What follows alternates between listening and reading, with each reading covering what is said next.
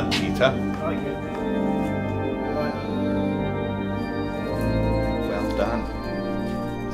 When I was asked to design the textiles for Liverpool Cathedral, it was quite a daunting task to come up with some ideas for the fabric.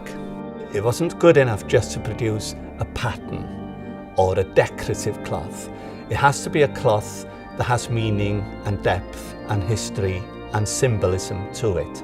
That's relevant to the building, but also relevant and accessible to people of faith, as well as people of non-faith that use the cathedral.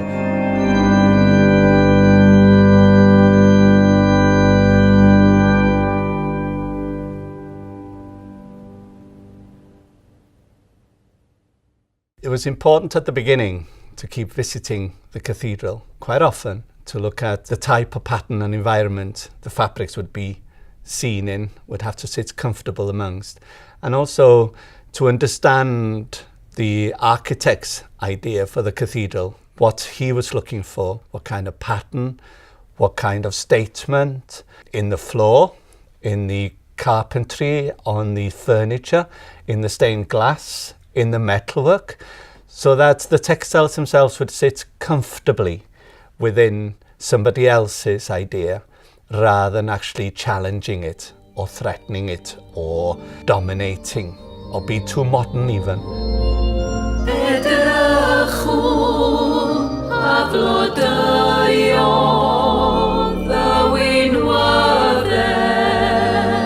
This quilt from the Songs of Solomon, my personal work, is where it all began to materialize into the ideas for the fabric.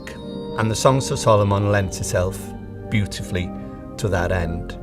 And the imagery from those books also lends itself to the design work and the drawing.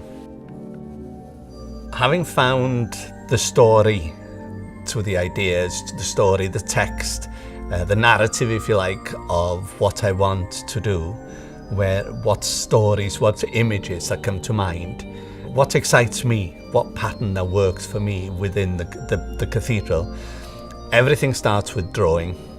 So the sketching and the drawing begins looking at pomegranate fruits, the flowers, the seeds, opening them up, drawing them, and then trying to work little line drawings of the different plants with different patterns, geometric patterns, and seeing which one has a nice rhythm and a nice story to it. Once I'm happy or excited about the way the patterns are evolving on a page in repeat, I then start thinking of how that pattern will get translated onto a weaving loom, which has tight restrictions, tight repeat sizes, and a certain weight, and the amount of colours you can use, you are restricted. So we have to adapt the ideas into another format. So once I've got the repeat size worked out, everything has to be plotted into it and then colour coded like paint by numbers, indicating which yarn colour is woven in which area. And that way we'll know that the purple is silk, the red is the mercerized pomegranate red cotton, and then all the other colours are the fine wools to give it textures and make it stand out, to have a contrast of shiny surfaces, reflective surfaces, and matte textured wool. So we'll have the two combinations. Once the paperwork, the design and the artwork has been approved and everybody's happy with the design work, we then choose the yarns, look for the right yarns, wools, the silk, the cotton, and we have them dyed into different colours that we'll need for the cloth. Then we're ready then to go to the loom, put the pattern on the loom and start sampling the new fabrics.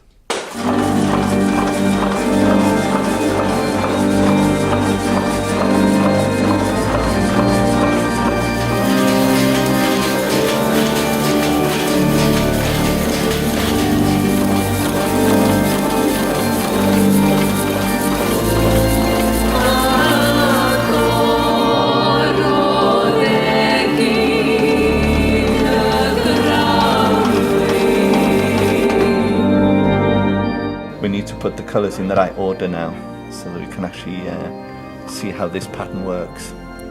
So it's going to sing a lot more from a distance when it's actually on the altar, you know what I mean? So it's going to be a little bit sharper, a little bit more graphic, a little bit more solid. And then this one's been modified. We've changed the patterns here, the stars. They've actually been sharpened up, so they sparkle a little bit more. And so you can see all the different sort of trials here, but we're going to be trying this one first and see what the different colours is going to be on that one. This is the computer-aided programming system that we've done Kevin's designs on. We've taken a picture of his designs, his original artwork, scanned it in, refined it as he's asked us, sharpened it up in areas where it needs, and then overlaid it with weaves. And then from there we've sent it out to the machine outside where we've cut the cards. From there to the jacquard where we start to weave the cloth. Well, that's where I started. I had all colours on drop, and then I moved them out. I have been working alongside Francis and Peter for a long time, nearly over 20 years now. My relationship with Peter and Francis has got to a stage where we know instinctively what one would like in colour or weave. They know what I think, and I understand their process of work. So it's a good relationship built up over many years that we have by now.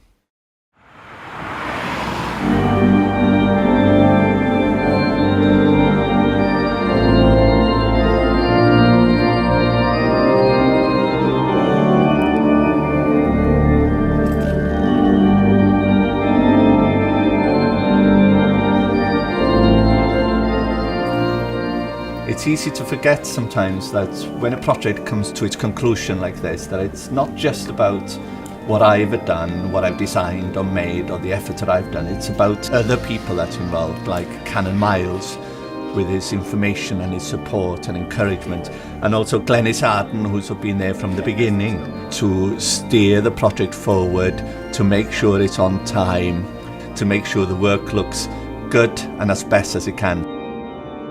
The fine new and replacement textiles that are now displayed in Liverpool Cathedral are the culmination of a project that goes back over 10 years. It required funding, and it also required us to find an artist and a textile designer. We then commissioned Kevin in 2007 to carry out the work. The introduction to Kevin was an answer to prayer. Kevin is an outstanding artist and textile designer. He's also a man of very profound faith, which reflects in all of the work that he does. And Kevin also had a remarkable empathy for the cathedral building and the surroundings that his work was going to be displayed.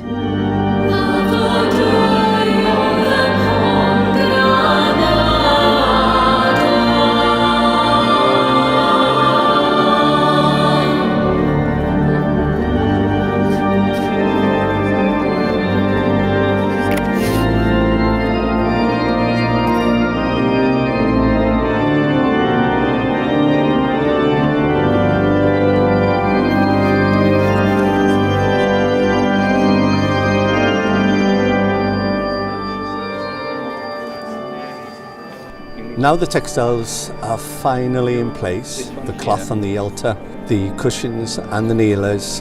It's a very strange feeling when you've been working on something for so many years, conceiving ideas, research, thinking in your head, emotionally getting attached to things, experimenting on the looms and things. It's a feeling of excitement, sadness that it's come to an end.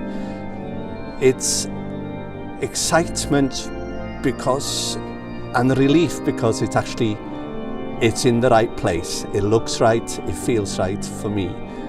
And actually having conceived something and produced something and feeling that it's right, I am such a happy person at the moment.